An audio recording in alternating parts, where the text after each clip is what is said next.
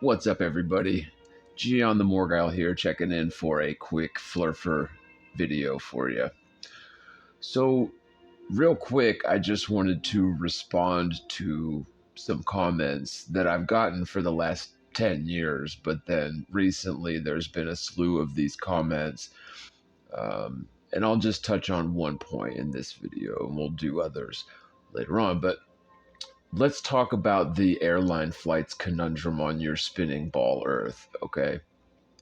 So, the point that I've been making for about a decade now and getting the same non arguments back from the globbers involves airline flights, which, so eastbound flights and westbound flights over thousands of miles are often identical in terms of their duration. So, like, an example that I'll use is New York to LA and LA to New York. So one flight to the west and a return flight the same distance to the east. Now, oftentimes these two flights are similar in duration. You could even go so far as to say they're often identical in duration. And this is, unfortunately for the ball Earth, categorically impossible on spinning ball Earth, right? Because you got to remember, on spinning ball Earth, you're traveling east faster than the speed of sound, according to them. 1,000 miles an hour plus at the equator. And then, of course, allegedly, according to the ball Earth physics, the further you get away from the equator, the slower you're spinning, up to the point at the North Pole where they claim, you're spinning half the speed as the hour hand on a 12-hour clock. The point being, though, so if you're taking off in an airplane from New York and heading west to, say, Los Angeles, that's a 2,500-mile flight, but you're supposedly racing towards a destination.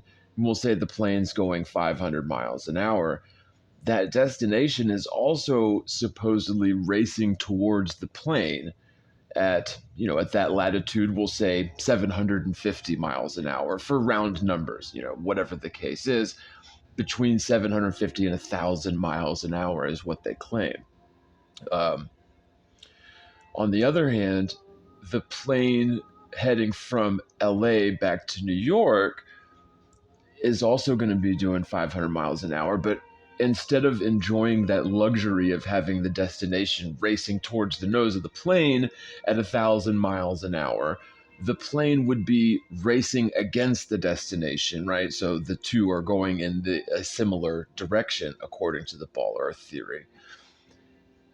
And yet, these two flights are oftentimes identical in terms of duration. Actually, sometimes you'll find that the eastbound flight is much shorter in terms of duration than the westbound flight. Exactly the opposite of what you would expect if the globe and all destinations were racing supersonic-like towards the east, right? So the globbers, what they've been saying for the last 10 years, because they refuse to consider this logically, is that, well, the atmosphere is racing along with the face of the Earth at whatever the 1,000 miles an hour happens to be. And so by this illogic, the plane and the destinations and the atmosphere that the planes are flying in are all racing towards the east, supersonic-like, variable depending on the latitude north of the equator, right? So there's this very smart gradient of atmosphere in lockstep with the spinning globe, depending on the latitude of that given location arbitrarily, right? And that's how they justify this in their minds, because, see, they start with the assumption, the unassailable assumption, that the Earth is a spinning ball no matter what. And so they work backwards from that. They're going to say the Earth is a spinning ball no matter what. And the other data point here is that these two flights are often identical in terms of their duration. And so, by their logic, they have to come up with an apologetic excuse as to how this is possible on their spinning ball Earth. And of course, they're going to come up with the atmosphere is velcroed to the spinning ball Earth, variable with its latitude, right? That's what every globetard says for the last 10 years, because they have to work backwards from the assumption that the Earth is a spinning ball spinning 1,000 miles an hour at the equator. The two flights arrive at their destinations at similar durations, and so there must be some logical explanation for this.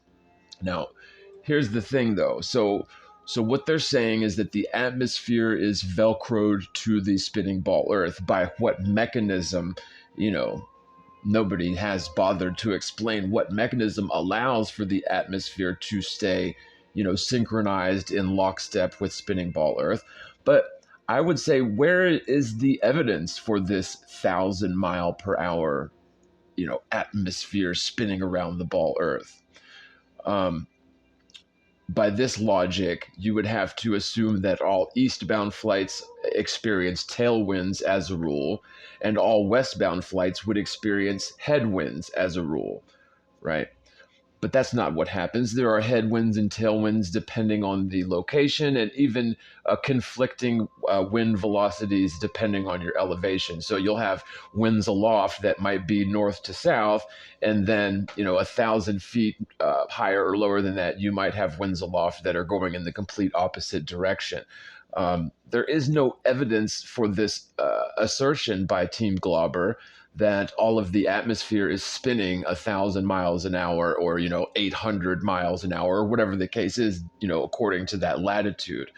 Um, there are no headwinds for all westbound flights and tailwinds for all eastbound flights, and furthermore, this is to suggest that airplanes are incapable of traveling independent of the atmosphere, or atmosplane, if you forgive the vernacular.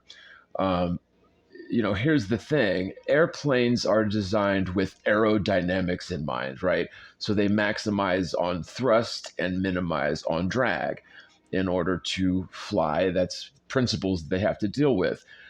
Airplanes are flying around independent of the atmosphere.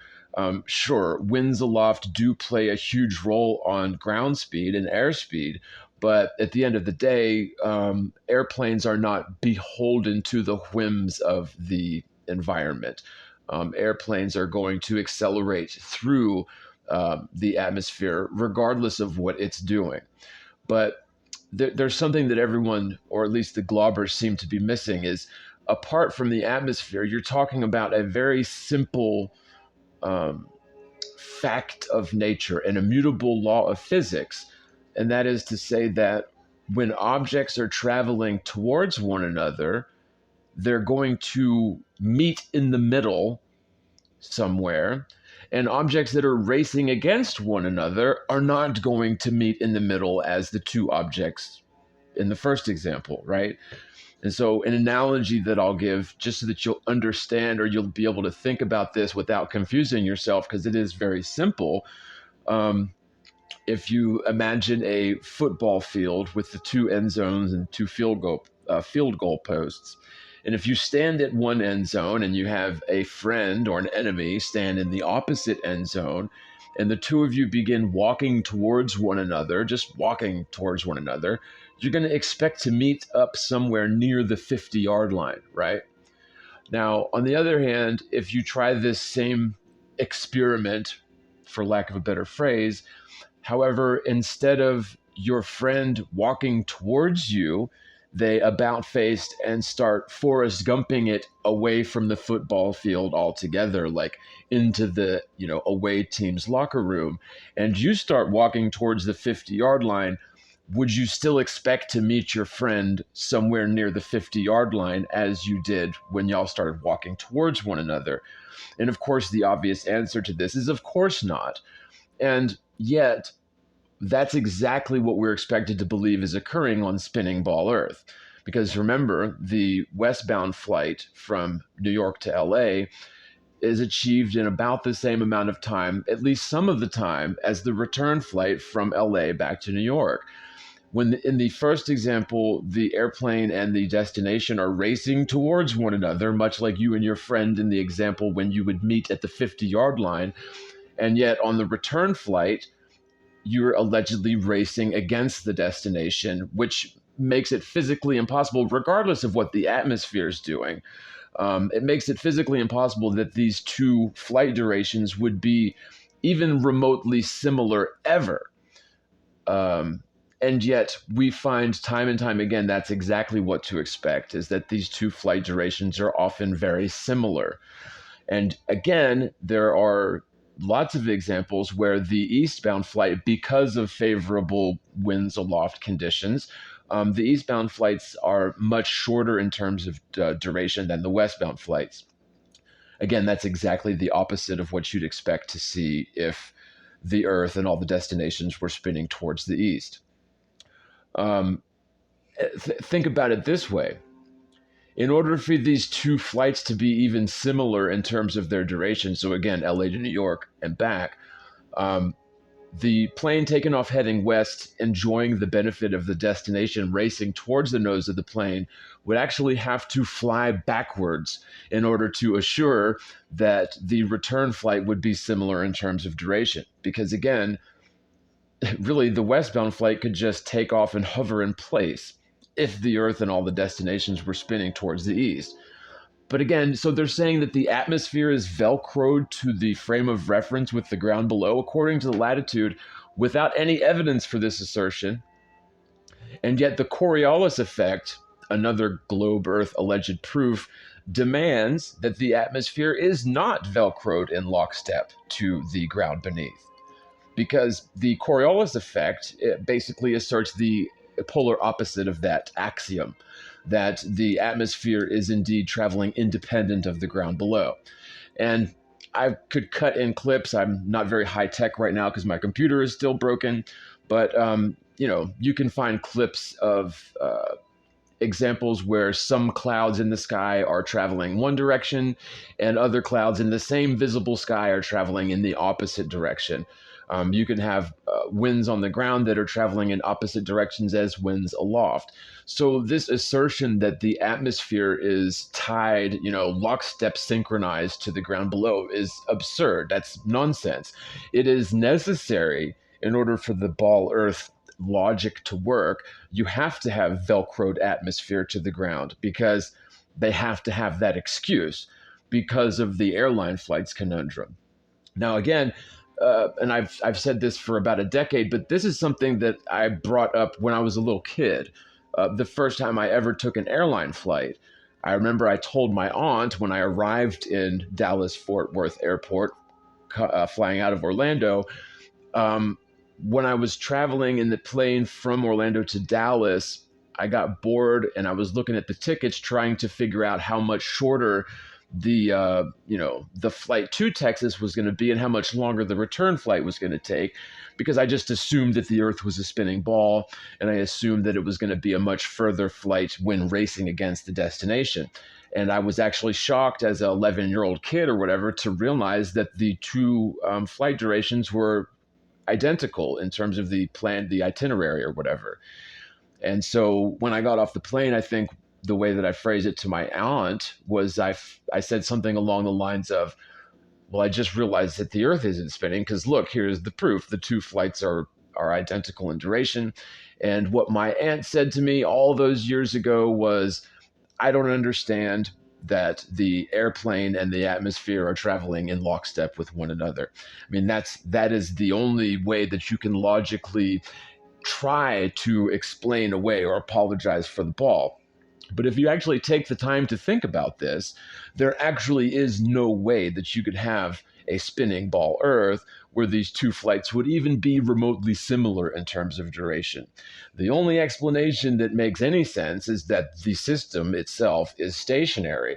And yes, while you do have conditions of winds aloft that are going to vary, um, we're not seeing any evidence for supersonic axial rotation of the geological variety. It's just not happening because the Earth is a stationary plane.